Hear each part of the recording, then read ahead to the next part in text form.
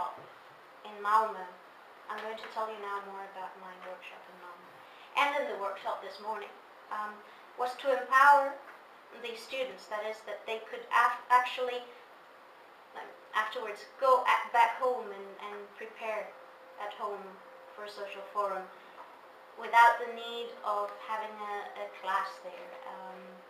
And also that they could send their interpretations to be revised or to be corrected somewhere else for a professional interpreter to see and say whether it was okay or it could be improved and how. So,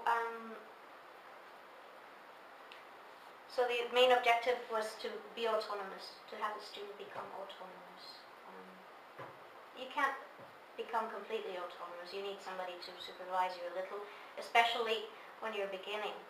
Otherwise you could be making it up or not finishing your sentences or all the things that I explained to you this morning. So in Malmö, what happened, what made us start the Malmö workshop? Well, you can do this at home because I can't get it to.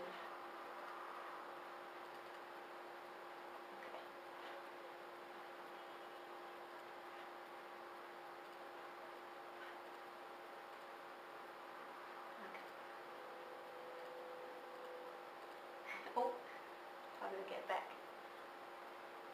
Previous. Oh, look. In Malmö, what happened was that there weren't enough Swedish interpreters. There weren't enough professional interpreters who could speak Swedish, but also there weren't enough volunteers who were not professional interpreters. So we had a huge problem there. And we decided to have like a training workshop where they could come and train. My problem, my very basic problem there was that I couldn't speak Swedish, but I could speak English, so I did my best with that. So during the summer, I supervised the trainees at a distance, and then we had a 10-day crash course right before the forum. It was an intensive course. They were all languages. It was a bit crazy, really, because I was running from one computer to the other, trying to help each person with their own language combination, with videos and everything. And as I am doing my PhD on the teaching of interpreting, I decided that I could also give them questionnaires at the end of their performance to see how they have done it and to see what their impressions were, so that I could afterwards use it a little bit to improve my teaching and to improve training at social forums.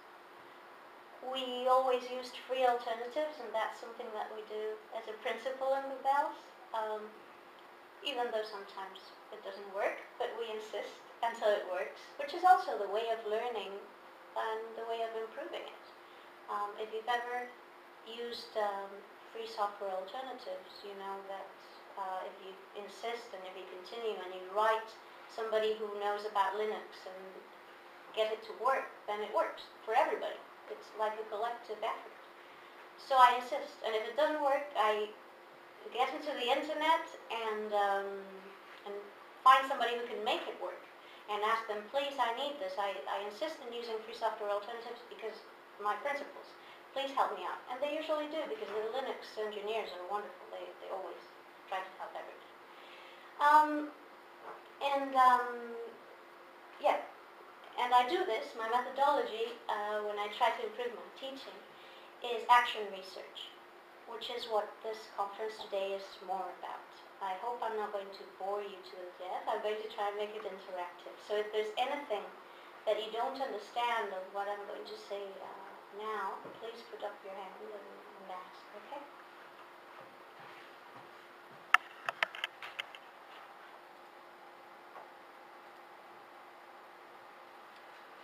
Does anybody happen to know what action research is? No? No? Okay. Well,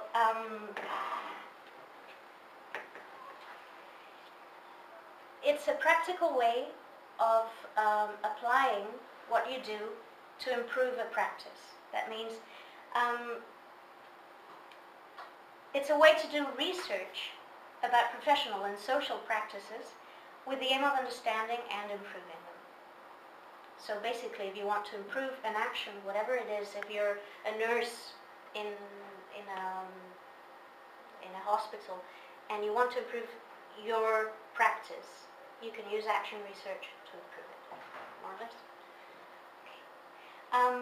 So it is used in the study of professions such as medicine or the social services, but also in fields like didactics, which is how I learned about it, in order to ameliorate educational practices in the very contexts in which they take place.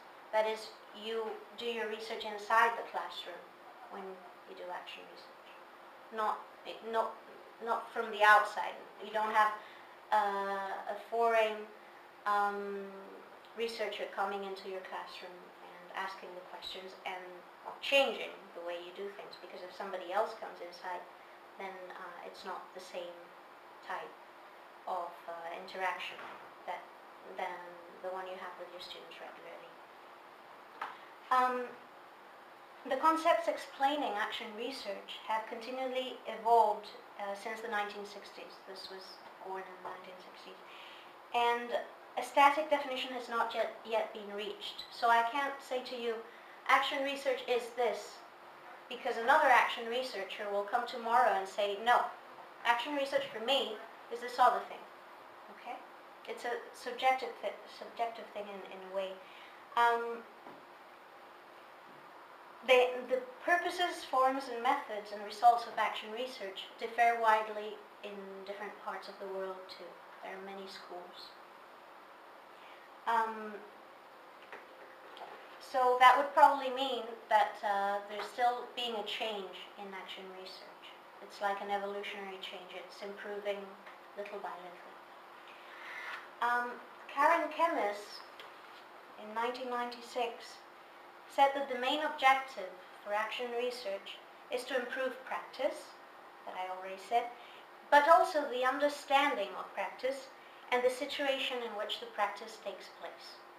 So I don't only want to improve my teaching, I want to understand it better and improve the situation.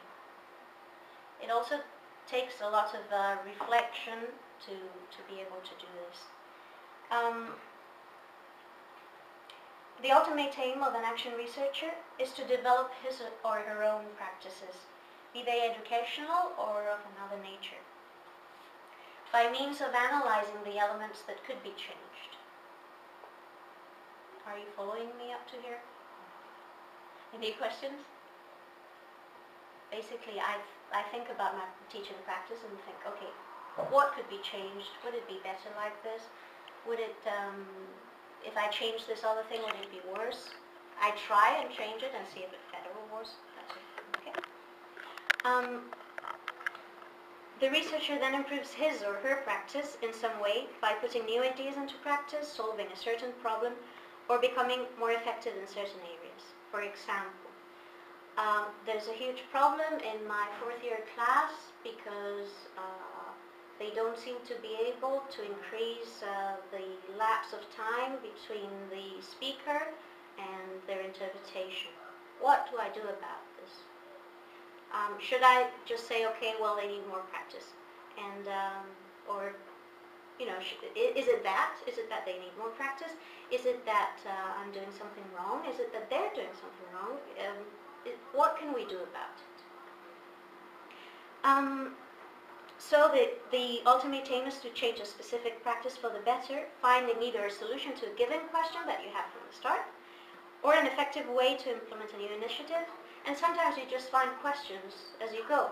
You don't have a question from the start, you just find them.